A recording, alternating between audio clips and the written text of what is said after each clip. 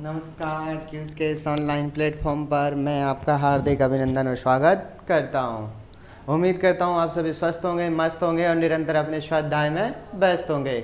हम हमारे world geography की क्लास की सीरीज को आगे बढ़ाते हुए आज से हमारे जो महासागर दो और बच जाते हैं, छोटे छोटे आर्कटिक और दक्षिणी महासागर, आज हम उनका अध्ययन करने जा रहे हैं। अभी तक हमने प्रशांत महासागर, अटलांटिक महासागर, हिंद महासागर और भूमध्य सागर इनके बारे में जान लिया। तीन जो सब बड़े महासागर थे हमारे पास में, कौन कौन से वाले, एक तो पहला प्रशांत महासागर, प्रशांत महासागर को अच्छे से अध्ययन कर लिया हमने। उसके बाद में पढ़ लिया हमने अटलांटिक महासागर को, उसके बाद में हिंद महासागर को पढ़ लिया और यहाँ पर जो स्थित था भूमध्य सागर, उसके बारे में अध्ययन कर लिया। आज हमारे पास में आर्कटिक सागर और दक्षिणी महासागर, ठीक है, या अंटार्कटिका महासागर, ठीक है। तो आज हम इन दो महासागरों के बारे में अध्ययन करने जा रहे हैं। उम्मीद करता हूं कि आप सभी को ये लेक्चर अच्छे से पसंद आ रहे होंगे। इसे लाइक करें, शेयर करें और दोस्तों को सब्सक्राइब करें, जिससे आप अपनी तैयारी को एक नया आयाम दे सकें। तो चलिए शुरुआत करते हैं आज की हमारी इस क्लास को। किसके बारे में? हमारे आर्कटिक महासागर और दक्षिणी महासागर के अध्ययन के बारे में। तो शुरुआत करते हैं हम हमारी इस कक्षा का। तो सबसे पहले हम जान लेते हैं स्थिति को, ठीक है। किसकी को? आर्कटिक ओशियन की, आर्कटिक महासागर की, ठीक है। आर्कटिक महासागर स्थित कहाँ पर है? तो तुम्हें ये जो दिखाई दे रहा है, ये वाला जो क्षेत्र दिखाई दे रहा है, इसे हम आर्कटिक सागर के नाम से जानते हैं, ठीक है।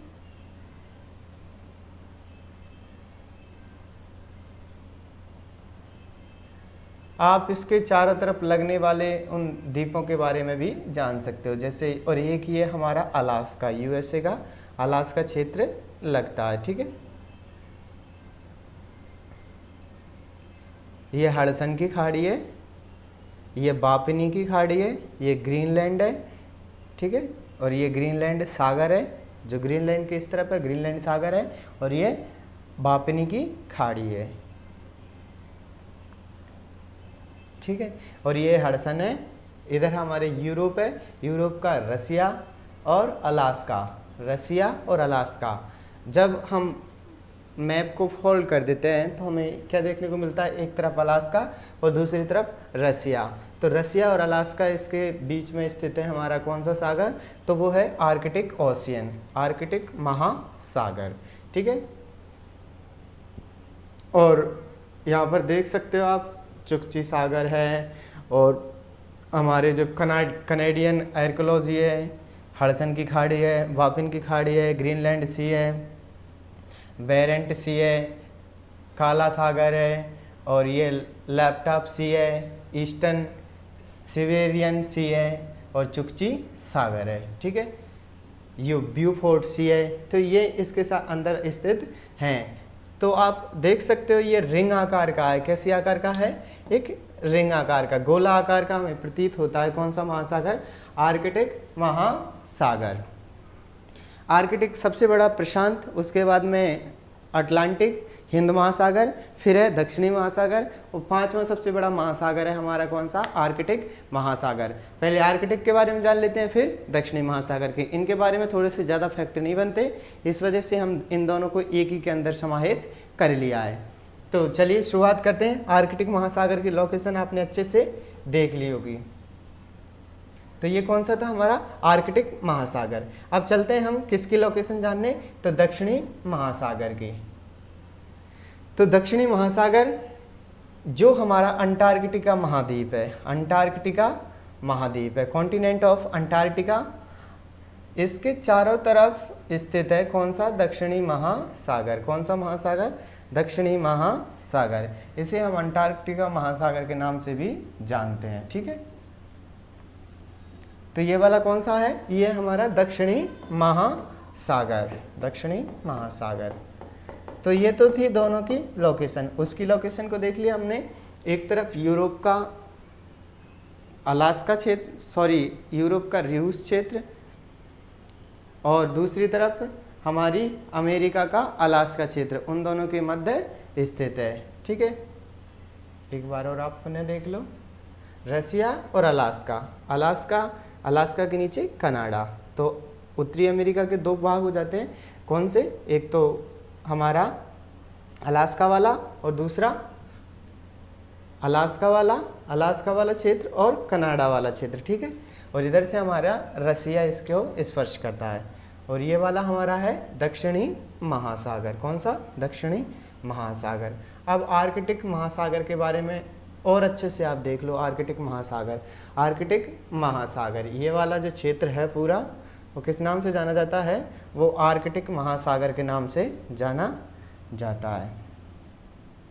अब आर्कटिक महासागर के बारे में हम पूरे जो फैक्ट बनते हैं हम उनके बारे में जानने वाले हैं। ठीक है, तो चलिए शुरुआत करते हैं हम आर्कटिक महासागर की। आर्कटिक महासागर विश्व का 5वां सबसे बड़ा महासागर है। जो आर्कटिक महासागर है वो विश्व का 5वां सबसे बड़ा महासागर है और सबसे छोटा महासागर है। अगर महासागरों में हम 5 महासागर हैं हमारे पास में, उन पांचों में देखते हैं तो 5वें नंबर पर कौन सा आता है, तो 5th नंबर पर आता है हमारा आर्कटिक महासागर। ठीक है, पहले पोजीशन पर कौन सा आता है, तो पहली पर आता है हमारा प्रशांत महासागर। इसका आकार रिंग सर्किल का है, इसका आकार है वो रिंग सर्किल का है, हिम से युक्त रहता है। यहाँ पर जो बर्फ है उससे ढका रहता है। अधिकतर ये क्या होता है, बर्फ से ढका रहता है, क्योंकि ये भूमध्य रेखा के पास में स्थित है या ध्रुवों पर, उत्तरी ध्रुव पर स्थित है। तो यहाँ पर सूर्य का प्रकाश प्रॉपरली तरीके से नहीं पहुँच पाता, इस वजह से ये क्या है, ये हमेशा बर्फ से ढका रहता है। तो ये हमेशा हिम से युक्त रहता है। आकार, तो आकार हो गया हमारे पास में रिंग सर्किल। ठीक है, रिंग सर्किल का है और हिम से युक्त रहता है। सबसे छोटा महासागर है। बेरिंग जलसंधि आर्कटिक और प्रशांत महासागर से गुजरती है या आर्कटिक और प्रशांत महासागर को जोड़ती है। कौन सी, बेरिंग जलसंधि। हमने पढ़ा था जब प्रशांत महासागर को पढ़ रहे थे हम, ये अलास्का, ये रसिया वाला क्षेत्र, यहाँ से बेरिंग जलसंधि है, यहाँ बेरिंग जलसंधि है जो ऊपर तो आर्कटिक को जोड़ती है, आर्कटिक महासागर को जोड़ रही है, और नीचे किसको जोड़ रही है, तो नीचे जोड़ती है प्रशांत महासागर को। किसको, प्रशांत महासागर को। ठीक है, तो याद रखना आर्कटिक महासागर और प्रशांत महासागर को जोड़ती है कौन, बेरिंग जलसंधि। आर्कटिक महासागर ऊपर और प्रशांत महासागर नीचे, ऐसे आर्कटिक और प्रशांत महासागर, इनको जोड़ने का जो कार्य कर रही है कौन है, बेरिंग जलसंधि। जो किसको अलग करती है, तो उत्तरी अमेरिका के अलास्का को किससे अलग करती है, तो रसिया से यानी रूस से अलग करती है। रूस में भी कौन सा क्षेत्र, तो साइबेरिया वाला। ठीक है, आगे चलते हैं हम। इसका यूरेशियाई बेसिन सबसे गहरा गर्त है। जो हमारा आर्कटिक महासागर है, आर्कटिक महासागर रिंग सर्किल का 5वां सबसे छोटा महासागर है और हिम से युक्त रहता है। बेरिंग जलसंधि से आर्कटिक और प्रशांत महासागर जुड़ते हैं। ये जो क्या कहा है इसके बारे में, ये कहा है यहाँ का जो यूरेशियाई बेसिन है, यूरेशियाई जो बेसिन गर्त है, यूरेशियाई बेसिन गर्त है वो क्या है, यहाँ का सबसे गहरा गर्त है। यूरेशियाई बेसिन गर्त है वो क्या है, यहाँ का सबसे गहरा गर्त है। भूतल पर मानव की उत्पत्ति के बाद इसका विकास हुआ था। जैसे भूतल पर जो मानव था उसका उद्भव हो चुका था, उसके उद्भव के बाद में क्या हुआ, इसका विकास हुआ था, यानी कि ये बाद में अस्तित्व में आया था। कौन, आर्कटिक महासागर। ठीक है, तो ये कौन सा था हमारा, आर्कटिक महासागर। और जान लेते हैं हम लेगून।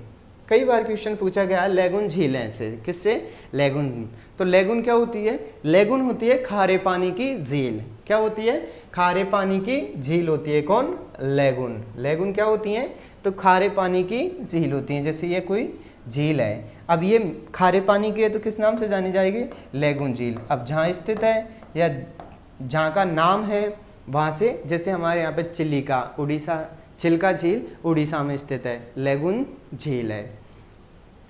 तो लेगून झील किसे कहते हैं हम, जो खारे पानी की झीलें होती हैं, और विशेषकर जो समुद्र से टच होती हैं वो सभी खारे पानी की झीलें होती हैं। तो हमारी चिल्का किसका उदाहरण है, लेगुन झील का। पुलिकट झील तमिलनाडु की, वो भी हमारी लेगुन झील है। पहले नंबर पर कौन सी आती है, तो पहले नंबर पर आती है हमारी चिल्का उड़ीसा, सबसे बड़ी लेगुन झील। सेकंड हमारी आती है पुलिकट झील तमिलनाडु की, ठीक है। तो लेगुन झील खारे पानी की झीलें होती हैं। लेगुन से मिलता जुलता शब्द है पुलीन। पुलीन पुलीन क्या होता है, तो सागरीय लहरों के द्वारा अपने साथ मिट्टी, बालू, बजरी तट पर लाना, जिसमें मगन तट का निर्माण हो जाता है।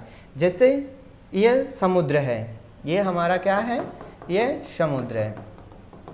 ये जिस समुद्र की लहरें जब तट की तरफ आएंगी ये हमारा तट मान लेते हैं, ये वाले क्षेत्र को तट मान लेते हैं। जैसे समुद्र की लहरें समुद्र से तट की ओर आएंगी, अपने साथ में क्या लाती हैं, बालू और बजरी को लेकर के आती हैं। जैसे ही वो बालू या बजरू को ला करके क्या कर देती हैं, मगन तटों का निर्माण कर देती हैं। किसका निर्माण कर देती हैं, मगन तटों का निर्माण कर देती हैं। अपने साथ में आई, अपने साथ में मिट्टी, बालू या बजरी को लेकर आती हैं और यहाँ पर लाके जमा कर देती हैं। जमा करने के साथ में एक तट या उससे थोड़ी सी ऊंचाई बन जाती है, उन्हें मगन तट के नाम से जाना जाता है। वापस बालू मिट्टी लाएंगे, बालू मिट्टी ला करके किनारे पर छोड़ देंगे, उनकी वजह से मगन तटों का निर्माण हो जाता है। लेगुन खारे पानी की झीलें होती हैं। और पुलिन क्या होता है, जो बालू या मिट्टी अपने साथ लहरें लाती हैं वो पुलिन कहलाती है। इससे किसका निर्माण होता है, तो मगन तटों का। इसका सबसे गहरा गर्त यूरेशियाई बेसिन, ठीक है। भूतल पर मानव की उत्पत्ति हो गई, उसके बाद में किसका विकास हुआ, आर्कटिक महासागर का।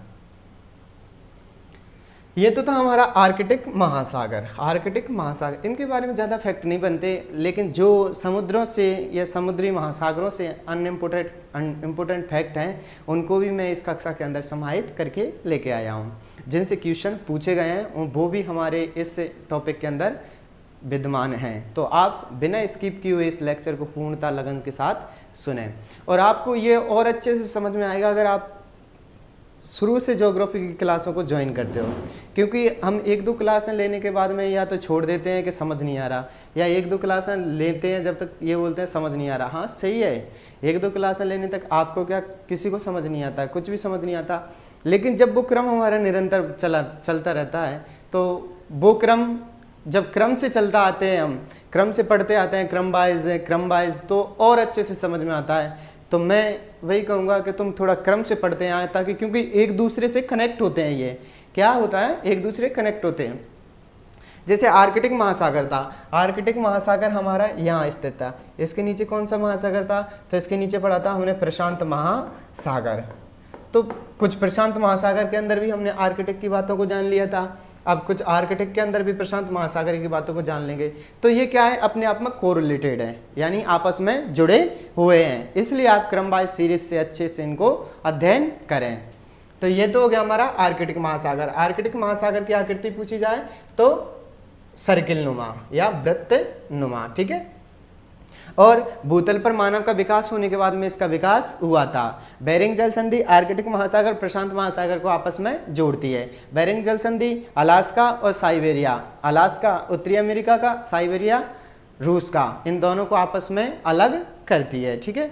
और इसके बाद में हमने पढ़ा था जो हमारा कौन सा था, आर्कटिक महासागर, उसका सबसे गहरा गर्त है यूरेशियाई बेसिन, उसका सबसे गहरा गर्त है। और विश्व का 5वां महासागर है, सबसे छोटा महासागर है। तो ये तो था हमारा आर्कटिक महासागर, जिसको हमने देख लिया, उसकी आकृति को देख लिया।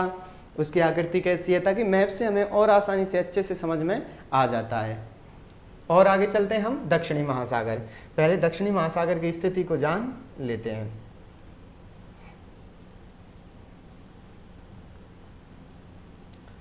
तो इसमें देख सकते हो आप अंटार्कटिका महासागर, और ये लिख रहा है हमारा दक्षिणी महासागर। क्या लिख रहा है, दक्षिणी महासागर।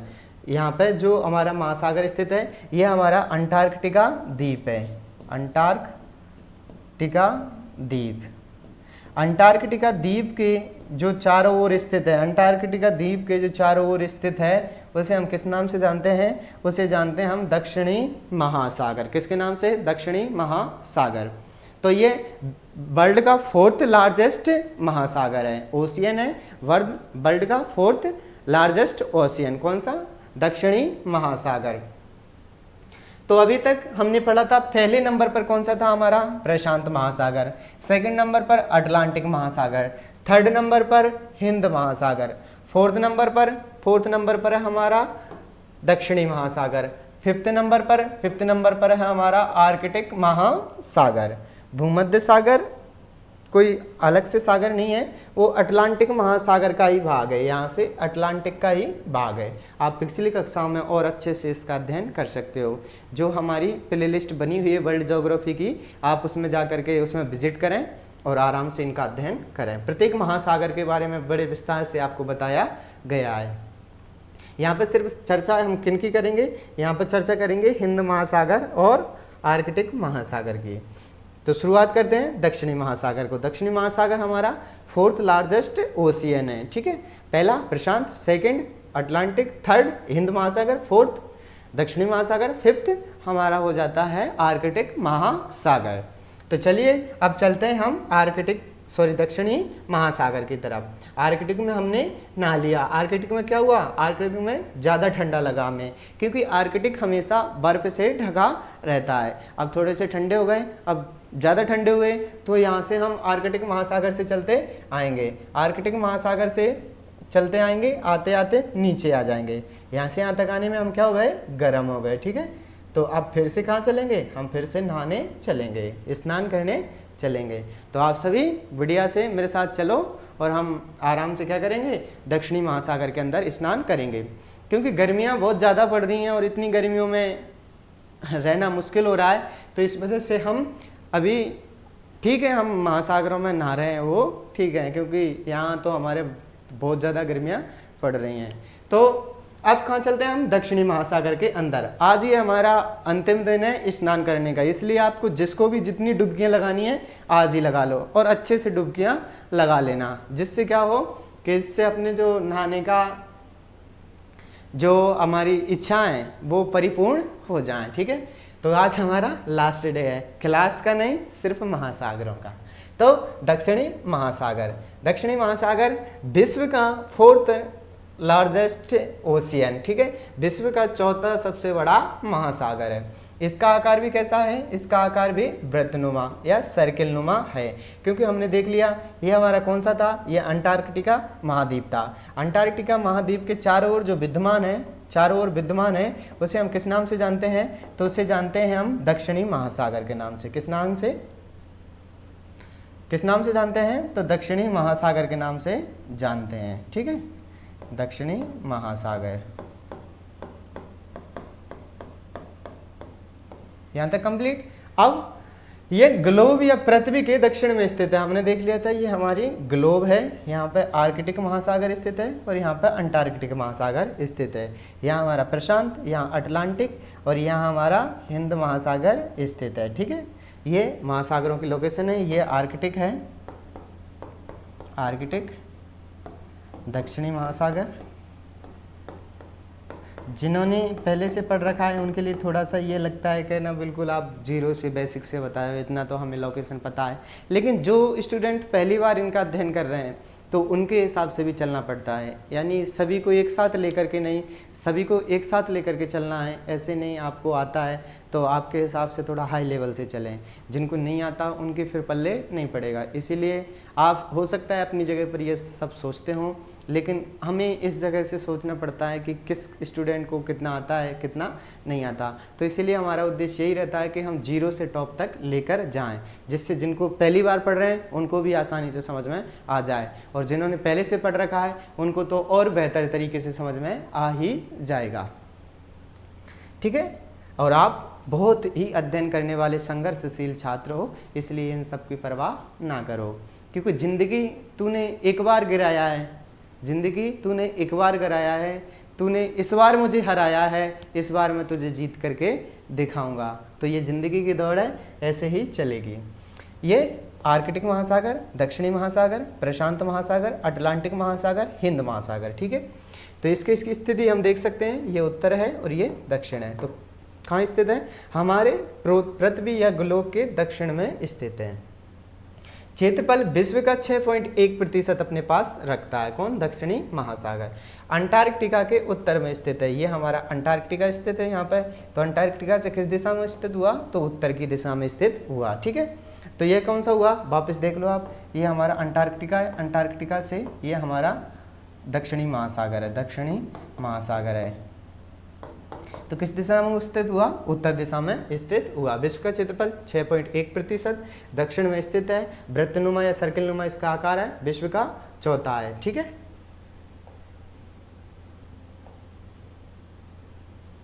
आगे चलते हैं हम। प्रशांत महासागर, क्लास भी यही चाह रहे हैं कि थोड़ा सा जल्दी बताओ सर, इतना तो हमें आता है। तो दक्षिणी महासागर में ये हमने पढ़ लिया, बस इतना ही था जिससे फैक्ट थे। अब कुछ बहुत ही महत्वपूर्ण फैक्ट, इनको बिना स्किप किए हुए देखना है, क्योंकि सर्वाधिक क्वेश्चन यहीं से पूछा जाता है। पहला क्वेश्चन, महासागर विश्व के कुल जल का 97% अपने पास रखते हैं। 97% जो जल है वो कौन रखते हैं? महासागर अपने पास रखते हैं। और जो हमारे महाद्वीप हैं वो 3% जल अपने पास रखते हैं। तो पहला क्वेश्चन, महासागर अपने पास विश्व के कुल जल का रखते हैं 97%।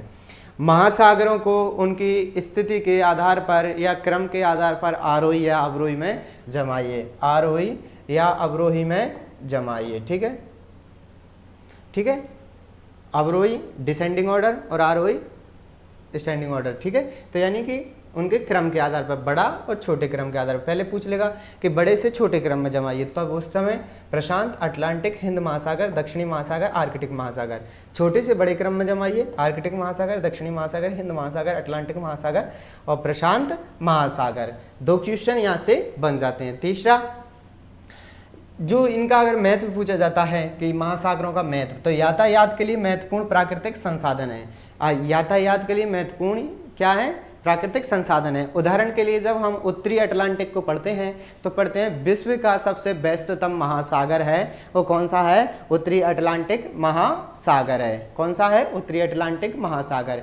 क्योंकि यहाँ पे हमें ना तो रोड बनाना है, ना हमें यहाँ पे कोई पाइपलाइन वगैरह गुजारनी है जिससे यातायात हो। यहाँ पे हमें एक जहाज लाना है, जहाज डालना है, प्राकृतिक रास्ता है, कहीं तक जाओ, आपका जहाँ तक मन हो, जहाँ तक आपकी इच्छा हो, आप घूमकर आ सकते हो। इसके लिए आपको कोई रास्ता बनाने की जरूरत नहीं है, यानी प्राकृतिक संसाधन है।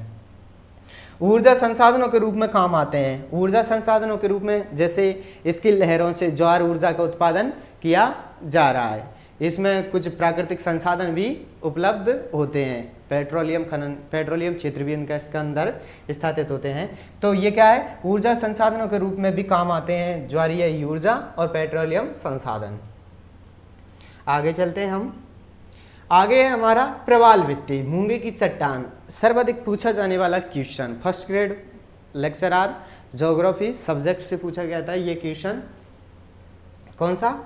कि ग्रेट बैरियर रीफ, विश्व की सबसे बड़ी प्रवाल भित्ति कहाँ स्थित है? सबको पता था ऑस्ट्रेलिया है। कहाँ पर है? ऑस्ट्रेलिया में। अब उसने पूछा था ऑस्ट्रेलिया के पूर्वी घाट पर, पश्चिमी घाट पर, उत्तरी घाट पर या दक्षिण घाट पर।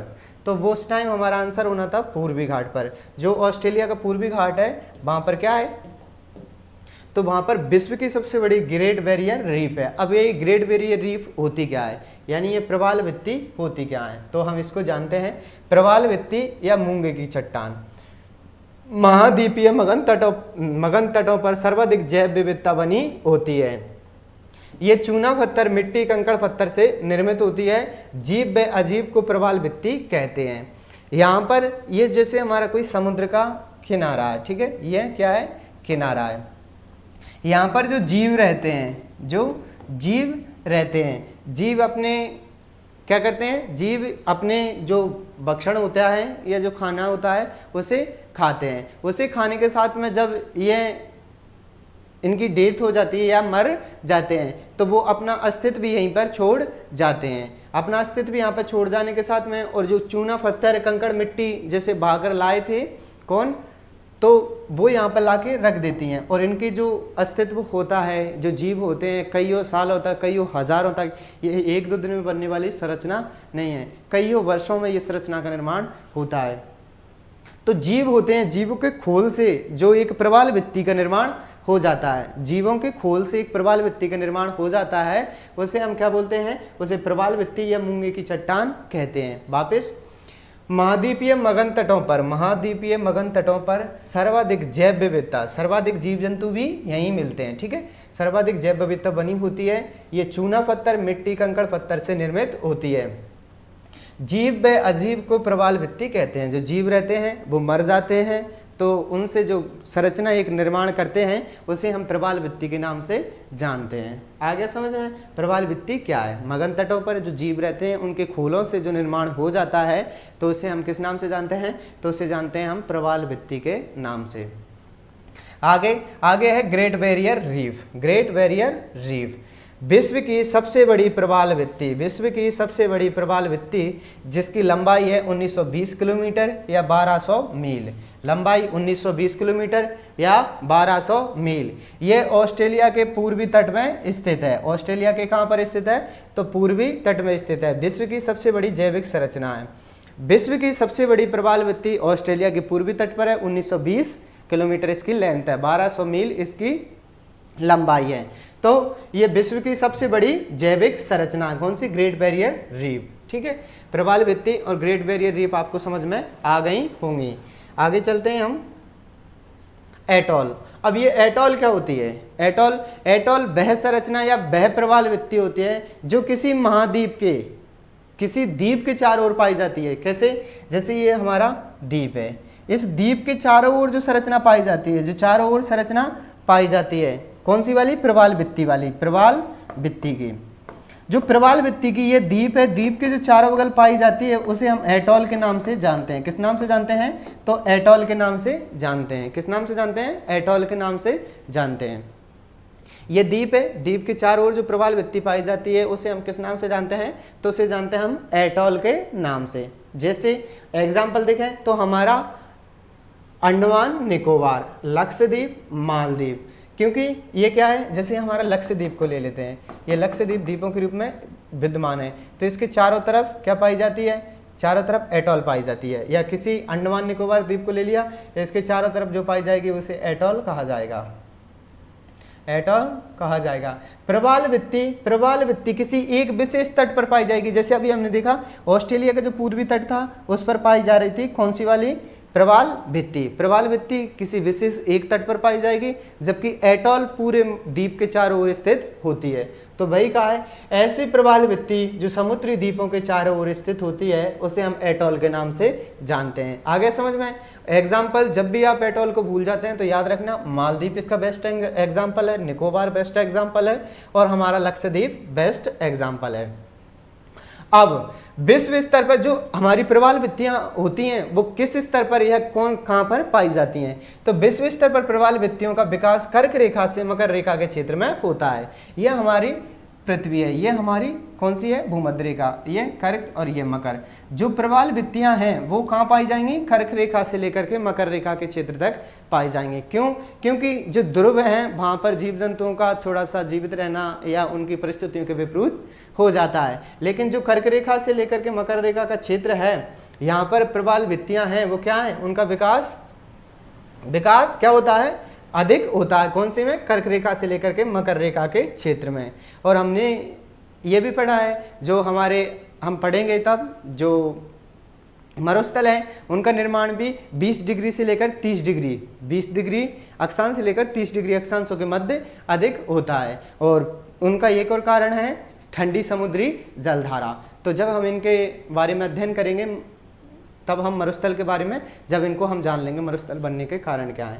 तो फिलहाल यही देखना है हमें, प्रवाल भित्तियों के विकास का कारण कौन सा है या किस क्षेत्र में पाई जाती है? कर्क रेखा से मकर रेखा तक क्वेश्चन पूछा जा सकता है। प्रवाल भित्तियों का विकास होता है कर्क रेखा से मकर रेखा, मकर रेखा से कर्क रेखा। ठीक है, याद रखना।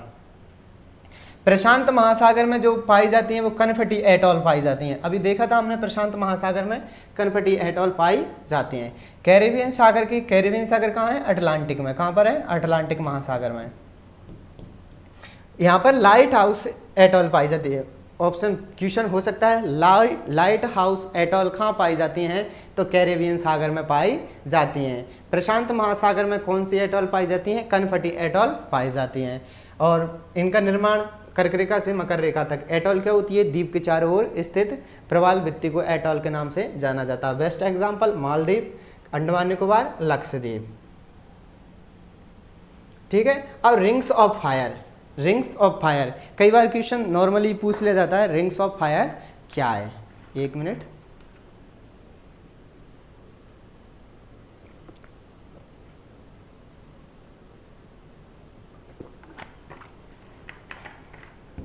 तो रिंग्स ऑफ फायर क्या है।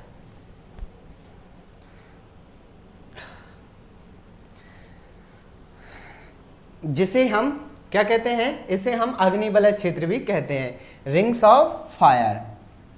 तो रिंग्स ऑफ फायर प्रशांत महासागर का अग्निवलय क्षेत्र है, इसे हम परिप्रशांतीय महासागर संरचना क्षेत्र भी कहते हैं। जो हमारा प्रशांत महासागर था उसके जो चारों बगल का क्षेत्र था, उसे हम किस नाम से जानते हैं, तो परिप्रशांत महासागरीय संरचना, जिसे अग्निवलय क्षेत्र के नाम से जानते हैं। याद रखना, रिंग्स ऑफ फायर प्रशांत महासागर के चारों ओर जो अग्निवलय क्षेत्र है उसे रिंग्स ऑफ फायर कहा जाता है।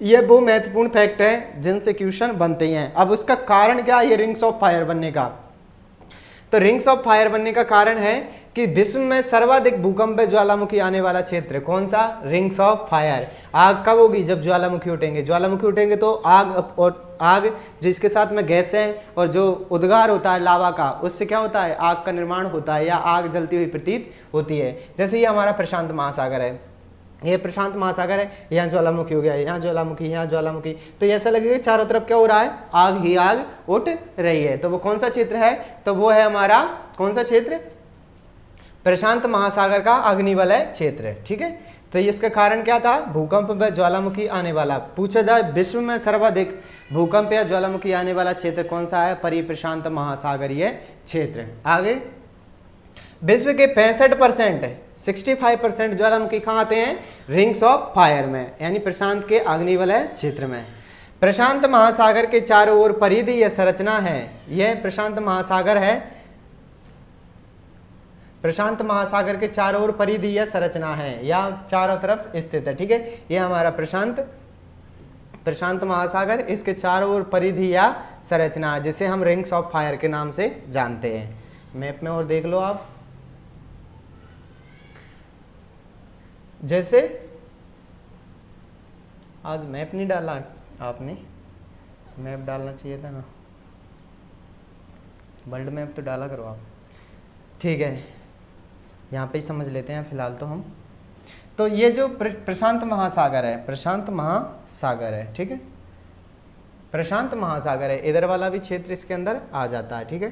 तो यहाँ से लेकर के आप इसको कनेक्ट कर सकते हो। वैसे इधर से हटा लेते हैं हम, जो अच्छे से समझ में आ जाए। ये वाला क्षेत्र है और ये वाला क्षेत्र है, ये दोनों के जो चारों ओर पाई जाती है, यहाँ से लेकर के यहाँ तक जो पाई जाती है, उसे हम रिंग्स ऑफ फायर के नाम से जानते हैं। इसके अंदर सर्वाधिक ज्वालामुखी, सर्वाधिक भूकंप देखने को मिलते हैं। 65% जो ज्वालामुखी फटते हैं वो रिंग्स ऑफ फायर में फटते हैं। ठीक है। प्रशांत का अग्निवलय क्षेत्र के नाम से जाना जाता है। प्रशांत महासागर की ये परिधि ये संरचना के रूप में स्थित है। यहाँ से लेकर के यहाँ से इसको अगर काट दिया जाए तो दोनों टुकड़ों को जोड़ दिया जाए, जैसे इन दोनों को क्या करेंगे, हम दोनों को आपस में जोड़ देंगे तो एक वृत्त का निर्माण सा हो जाएगा। तो ये कौन सा क्षेत्र था, रिंग्स ऑफ फायर, प्रशांत का अग्निवलय क्षेत्र, विश्व के सर्वाधिक भूकंप ज्वालामुखी आने वाला क्षेत्र था। अब ये हमने देख लिया जो प्रशांत महासागर है, प्रशांत महासागर के इधर हमारे, अगर हम इसको पूरा फोल्ड कर देते हैं तो इधर हमारा एशिया आ जाता है, इधर उत्तरी अमेरिका, इधर दक्षिणी अमेरिका के अंदर स्थित है। तो वही कहा है, उत्तरी अमेरिका, दक्षिणी अमेरिका और एशिया में स्थित है रिंग्स ऑफ फायर। क्यों, क्योंकि ये इसके चारों तरफ विद्यमान है। ठीक है। आगे चलते हैं, रिंग्स ऑफ फायर समझ में आ गया होगा।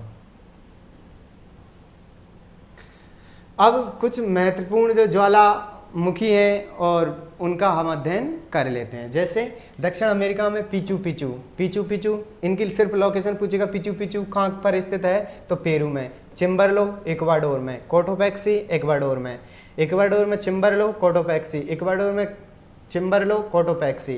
पीचू पीचू पेरू में, पेरू पीचू पीचू पेरू में। उत्तरी अमेरिका में सास्ता यूएसए में, रेंडियर यूएसए में। रेंडियर एक जंतु भी है, रेंडियर जंतु भी है जो ग्रीनलैंड द्वीप या ठंडे प्रदेशों में पाया जाता है। आगे ये महत्वपूर्ण है, ये महत्वपूर्ण है, इसको याद रखना। अलास्का का कदमई क्षेत्र है, इसे 10,000 धुओं की घाटी कहा जाता है।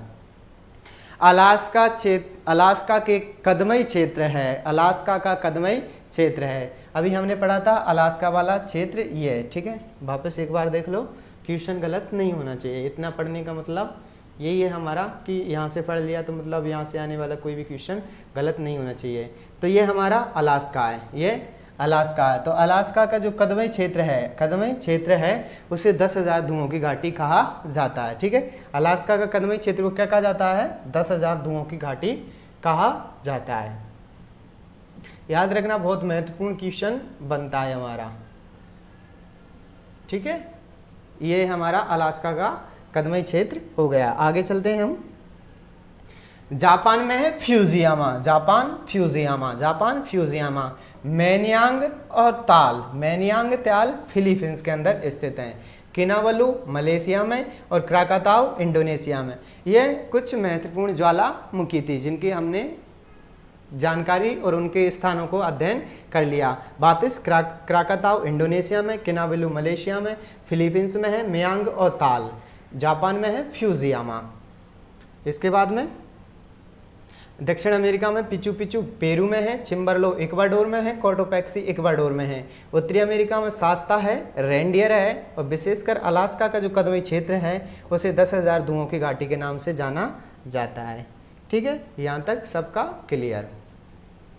अब एक साथ वो गर्त जो कौन से महासागर का सबसे गहरा गर्त है उनको हमने एक साथ लिया है। जैसे प्रशांत महासागर का मैरियाना ट्रेंच, ठीक है। प्रशांत महासागर विश्व का सबसे बड़ा महासागर है, इसका सबसे गहरा गर्त पूछा जाता है तो Mariana trench. Second largest ocean Atlantic, Atlantic का है Puerto Rico, Puerto Rico. Third है हमारा हिंद महासागर, हिंद महासागर का गर्त है जावा या सुंडा। प्रशांत महासागर का मैरियाना ट्रेंच, अटलांटिक महासागर का हमारा प्यूर्टो रिको, ठीक है। हिंद महासागर का जावा या सुंडा। आर्कटिक महासागर का है हमारा यूरेशियाई बेसिन, और आर्कटिक महासागर की पोजीशन देखी जाती है तो 5th नंबर पर आता है। 4th नंबर पर आता है हमारा दक्षिणी महासागर, इसके अंदर कोई भी गर्त देखने को नहीं मिलता है, ठीक है। यहाँ पर कोई गर्त की खोज नहीं की गई है तो यहाँ पे हमें नहीं बताना है, पूछा भी नहीं जाता है। पूछा जाता है प्रशांत महासागर का सबसे गहरा, या तो हमें ये मिलान सुमेलित करने को दे देगा, उस स्थिति में हमें सुमेल करना है कौन सा महासागर में कौन सा गर्त स्थित है। प्रशांत महासागर Mariana trench, Atlantic Puerto Rico, Hind महासागर जावा या सुंडा, आर्कटिक यूरेशियाई बेसिन। बहुत जल्द हम इनकी टेस्ट सीरीज भी लेकर आने वाले हैं कि हमने कितना पढ़ा और कितना याद हुआ, वो भी बिल्कुल टॉपिक वाइज। जैसे हमने प्रशांत महासागर पढ़ा तो प्रशांत महासागर के ही क्वेश्चन किए जाएंगे, ठीक है। आगे ये हमारा विश्व का मानचित्र। क्या है? विश्व का मानचित्र। एक बार और अच्छे से जान लें क्योंकि आज हमारे महासागर संपूर्ण हो जाते हैं। अब महासागरों के बाद में हम महाद्वीपों की ओर प्रस्थान करने वाले हैं। तो आप सभी ने अच्छे से स्नान कर लिया, अब महासागरों की ओर चलेंगे। तो आप सभी तैयार रहें महासागरों में चलने के लिए। कल से हम महासागरों की ओर महाद्वीपों की ओर प्रस्थान करेंगे क्योंकि अब थोड़ी सी सर्दी लगने लगी, ज़्यादा नहा लिया इस वजह से। तो आगे ये हमारे महाद्वीप हैं। तो महाद्वीपों में ये हमारा एशिया वाला पार्ट है, ठीक है। ये यूरोप वाला पार्ट है, ये हमारा ऑस्ट्रेलिया है, ये हमारी अफ्रीका है, ये हमारी दक्षिण अमेरिका, ये हमारी उत्तरी अमेरिका है। 1 2 3 4 5 6 और ये हमारा अंटार्कटिका 7, ठीक है। 7 महाद्वीप। अभी हमने 5 महासागरों का अध्ययन कर लिया, अब हम 7 महाद्वीपों का अध्ययन करेंगे। उस महाद्वीप में कौन सी नदियां हैं, कौन से पर्वत हैं, कौन से पठार हैं, उन सब की जानकारी हासिल करेंगे। तो आज हम इसको शुरुआत नहीं करते हैं, क्योंकि हम कल नए सिरे से ही शुरुआत करेंगे। तो आज के लिए सिर्फ इतना ही। उम्मीद करता हूँ, आशा करता हूँ आपको ये अच्छे से समझ में आया होगा। ऐसे ही हमारे साथ बने रहने के लिए चैनल को लाइक करें, चैनल को सब्सक्राइब करें और अपने दोस्तों के साथ में शेयर करें, जिससे वो भी इस एजुकेशंस का या जो शिक्षा है उसका आनंद ले सकें। तो उम्मीद करता हूँ कि आपको ये क्लासें पसंद आ रही होंगी और आप इनका भरपूर आनंद ले रहे होंगे। आपके लिए जो बहुत जल्द है वो क्या है, हम महासागरों की महाद्वीपों की क्लास लगाने वाले हैं। तो आप हमारे साथ इसी तरीके से साथ बने रहें और निरंतर स्वाध्याय करते रहें, स्वाध्याय में व्यस्त रहें और अपने आप को इतना काबिल बनाना है कि ज़िंदगी में जो लोग हैं जो आज हमें जानते नहीं, उन्हें हम अपॉइंटमेंट दे सकें। और मेरा सबसे बड़ा मोटिवेशन यही रहता है कि आप जहाँ भी तैयारी कर रहे हैं, जैसे भी तैयारी कर रहे हैं, अपने टेबल के सामने अपनी सैलरी लिख लीजिए और रिटायरमेंट पर मिलने वाला सैलरी, दोनों को आप लिख लीजिए। तो आपको नींद आना बहुत कम हो जाएगी। आपका जो पढ़ाई में मन नहीं लगता वो अपने आप स्वतः ही शुरू हो जाएगा। बशर्त आपको जहां आप सोते हो, आप जहां पढ़ते हो, सिर्फ आपको लगाना है सैलरी आपकी कितनी है, तो आप उसे लगाएं, क्योंकि ये दुनिया का सबसे बेस्ट मोटिवेशन है। ठीक है ना। तो आप इस कार्य को अवश्य करें और फ़र्क देखें। 2 दिन में आपको फ़र्क दिखने लग जाएगा। आप बाद में खुद बोलोगे कि हाँ सर सही है, इससे बहुत फ़र्क पड़ता है, क्योंकि दुनिया में पैसा बोलता है। ठीक है ना। तो आज के लिए सिर्फ इतना ही। मिलते हैं कल एक नई क्लास के साथ में। तो एक लाइन फिर भी चल जिंदगी में फिर से दौड़ लगाता हूँ, चल जिंदगी में फिर से दौड़ लगाता हूँ, तूने एक बार हराया है, मैं इस बार जीत के दिखाता हूँ। फिर वापस, चल जिंदगी मैं तेरे साथ अब एक दौड़ लगाता हूँ, चल जिंदगी मैं तेरे साथ अब एक दौड़ लगाता हूँ, तूने इस बार मुझे हराया है, इस बार मैं जीत के दिखाता हूँ। तो इसी के साथ जय हिंद, जय भारत। मिलते हैं नई कक्षा में। तब तक के लिए ऊर्जा बन रहिए, स्वस्थ रहिए, मस्त रहिए और निरंतर अपने स्वाध्याय में व्यस्त रहिए।